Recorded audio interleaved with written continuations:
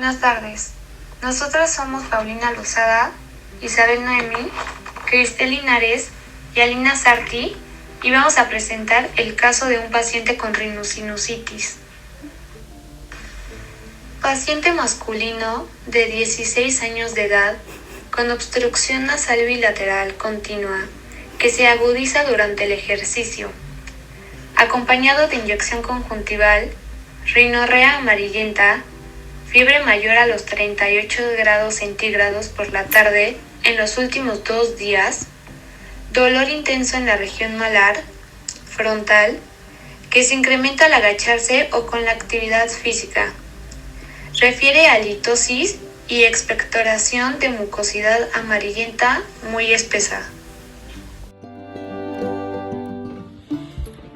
Los diagnósticos diferenciales que se deben de hacer son poliposis, hipertrofia de cornetes, hipertrofia adenoidea y rinitis alérgica. Poliposis.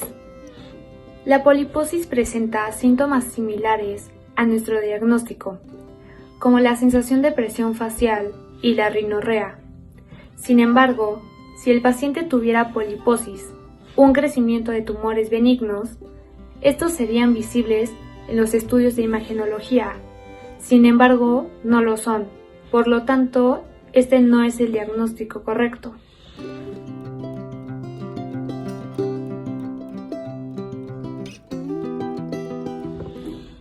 Hipertrofia de cornetes.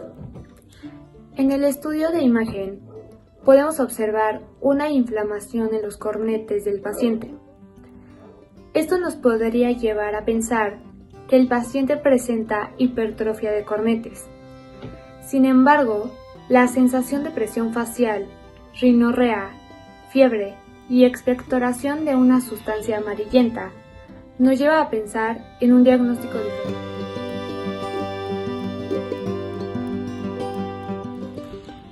Hipertrofia adenoidea. En la hipertrofia adenoidea se presenta halitosis, labios cuarteados, resequedad de la boca, rinorrea o congestión nasal persistente. Está inquieto mientras se duerme, ronquidos, apnea del sueño, habla nasal y respiraciones ruidosas.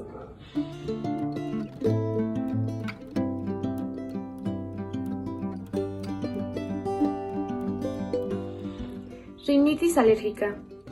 En la rinitis alérgica hay goteo nasal, congestión nasal, tos, estornudos, picazón en la nariz, en el paladar, en la garganta, piel hinchada y fatiga.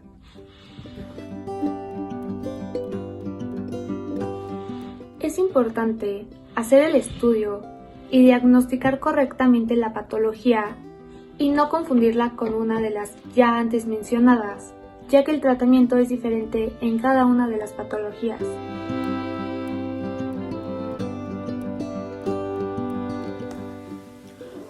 Nuestro diagnóstico definitivo es rinosinusitis. Llegamos al diagnóstico definitivo de rinosinusitis basándonos en los signos y síntomas reportados por el paciente. Además, que en la tomografía, en donde se puede notar la obstrucción parcial de los senos paranasales maxilares derecho e izquierdo y el seno etmoidal derecho, igualmente se aprecia una inflamación en la cavidad nasal.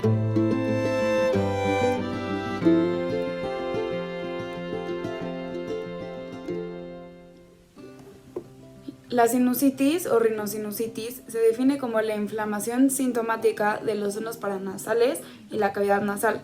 Es la inflamación de las fosas nasales y de los senos paranasales caracterizada por el bloqueo, la obstrucción y o la congestión nasal, sumado a la secreción nasal o rinorrea, que puede drenar por la parte anterior o posterior de la nariz.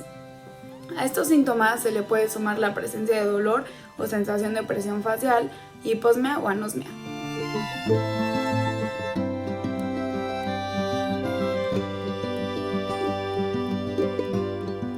En la exploración física se pueden detectar pólipos nasales y o secreción mucopurulenta o obstrucción mucosa en el meato medio. Según la duración de los síntomas, se clasifica en aguda, que va a tener síntomas de menos de 12 semanas de evolución, que van a desaparecer de forma completa. O crónica, que son síntomas de más de 12 semanas de duración, que evolucionan, no desaparecen y van a empeorar de forma transitoria.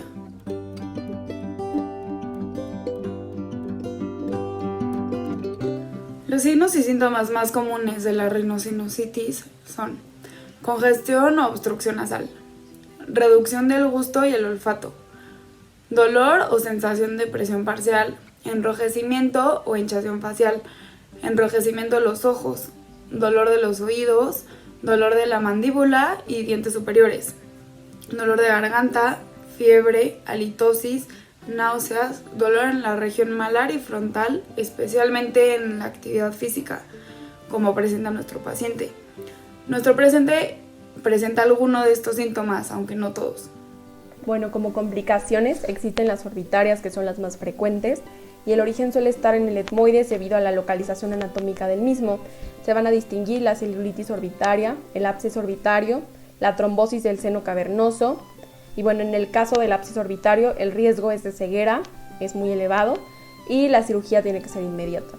En el caso de las intracraneales, la meningitis es la más frecuente y también el absceso epidural constituye la segunda complicación intracraneal más habitual y bueno, suele ocurrir tras una sinusitis frontal.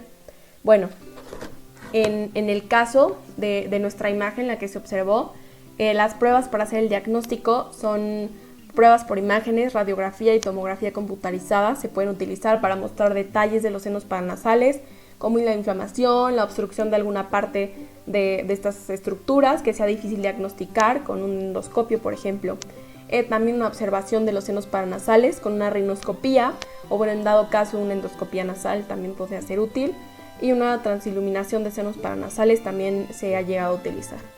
Y bueno, lo que se llegó a la conclusión que se está llevando a cabo para la observación de dicho paciente es una tomografía computarizada de cavidades perinasales, donde podemos ver el seno maxilar derecho parcialmente obstruido y el seno maxilar izquierdo con una gran cantidad de moco. También podemos ver el seno etmoidal derecho con una imagen hiperdensa, lo cual indica la presencia de una sustancia con mayor densidad que el aire que pues usualmente ocupa esta cavidad, lo cual en este caso está ocupado por moco. Bueno, este estudio nos permite confirmar el diagnóstico, ya que podemos observar en su totalidad los senos paranasales y bueno, como se ve, fue útil en este paciente. Bueno, como parte del diagnóstico también es importante considerar que la exploración física se lleva a cabo mediante rinoscopía en busca de alguna descarga purulenta en la nariz, en la orofaringe, algún edema preorbitario o también es importante que se realice la palpación de los senos. Para establecer el diagnóstico es necesario que durante la exploración se realice una búsqueda intencionada de los siguientes síntomas que se van a clasificar como mayores o menores. Entre los mayores vamos a tener rinorrea purulenta, obstrucción nasal, dolor facial, hipoxemia, anosmia y fiebre. Y entre los menores tenemos cefalea, tos, halitosis, fatiga, no total plenitud óptica y dolor dental. Bueno, también es importante considerar que 2 síntomas mayores o 1 mayor y 2 menores son suficientes para diagnosticar al paciente con una rinosinusitis aguda. Bueno, anteriormente también se utilizaban radiografías de los senos paranasales en distintas proyecciones para ver, bueno, cómo estaba la mucosa, cómo estaban los niveles hidroaéreos de la nariz, entre otros, pero sin embargo, ahora no se recomienda el uso rutinario de estos estudios de imagen para realizar el diagnóstico, solo en casos de sinusitis complicadas o de rinosinusitis más agudas o más crónicas. En el caso de que ya sea una sinusitis hospitalaria, se recomienda realizar tomografía computarizada y también el cultivo de secreciones paranasales.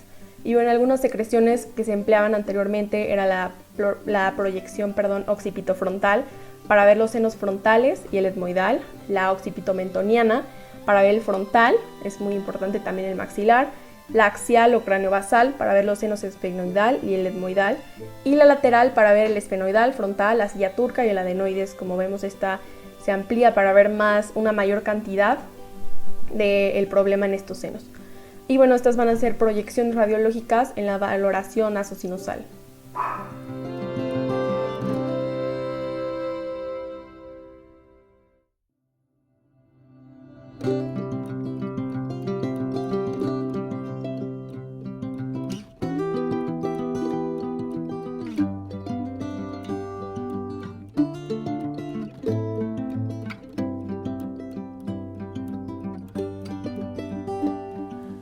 El tratamiento ideal del paciente primero iría dirigido a solucionar la fiebre, la rinorrea, la expectoración de mucosa amarillenta y la litosis.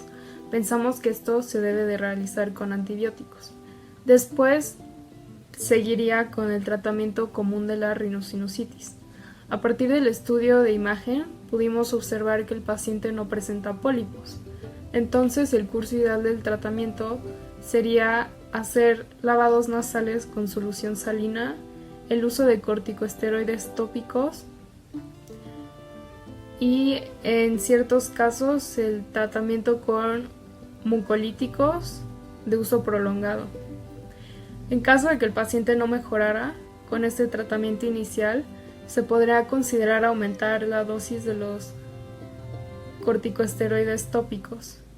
Si el paciente seguiría sin mejora después de usar este tratamiento, entonces se debería de evaluar la posibilidad de realizar un tratamiento quirúrgico. Después de haber realizado el tratamiento quirúrgico, en caso de que hubiera sido la mejor opción para el paciente, se debería de continuar con los lavados nasales con la solución salina, el uso de corticosteroides tópicos y el uso de mucolíticos. Esto es con el objetivo de que el paciente no vaya a recaer. En la imagen de continuación se presenta un diagrama de flujo sobre el curso del tratamiento de la rinosinusitis. Este depende si es crónica, leve, moderada o grave, y de ELEVA. ELEVA es la escala visual analógica y en esta se evalúa la intensidad de sensaciones o sentimientos del paciente como el dolor. Si la rinosinusitis es crónica leve con un EVA de 0 a 3, se pueden recetar corticosteroides tópicos y lavados nasales. Si esto funciona, se le debe dar seguimiento a este tratamiento, pero si a los 3 meses de usar este tratamiento no se nota mejoría, se debe de aumentar la dosis de los corticosteroides y de los lavados nasales. Además, se debe considerar añadir el uso de un antibiótico macrólido de largo plazo. Si se nota mejora con este tratamiento, se le da seguimiento. Pero si no hay mejoría por 3 meses, se deben de realizar estudios de imagen como los que se presentan en el caso, como una tomografía computarizada, y se deben de evaluar los beneficios de hacer cirugía. Después de la cirugía, se debe de continuar con los lavados nasales, el uso de corticosteroides tópicos y evaluar la necesidad de usar macrólidos de pauta larga. Bueno, la prevención secundaria de la sinusitis se basa en las siguientes medidas, que es evitar el tabaquismo, también durante el interrogatorio investigar antecedentes de rinitis crónica, anormalidades, por ejemplo, en el estado inmunológico y el reflujo gastroesofágico, y aprender a ver cómo tratar estas situaciones. También tratar factores predisponentes de origen ontogénico y minimizar los factores ambientales como el uso de aire acondicionado, entre otras situaciones que podrían afectar al organismo. También hay que recordar que en la rinositis juega un papel importante ciertos virus como el de la parainfluenza, el de la influenza, adenovirus y enterovirus, entre otros. También importante recordar que la localización, el seno más afectado en el caso de los niños es el etmoidal, ya que es el primero en desarrollarse, y bueno, más tarde en el adulto, el maxilar, seguido en frecuencia por el etmoidal, el frontal y el esfenoidal. Y bueno, se afecta a todos, recordar, o sea, una afección total de los senos, se habla de parasinusitis en patologías, y bueno, esto va a afectar también al meato medio, y se produce una sinusitis asociada al maxilar, al frontal y al etmoidal anterior.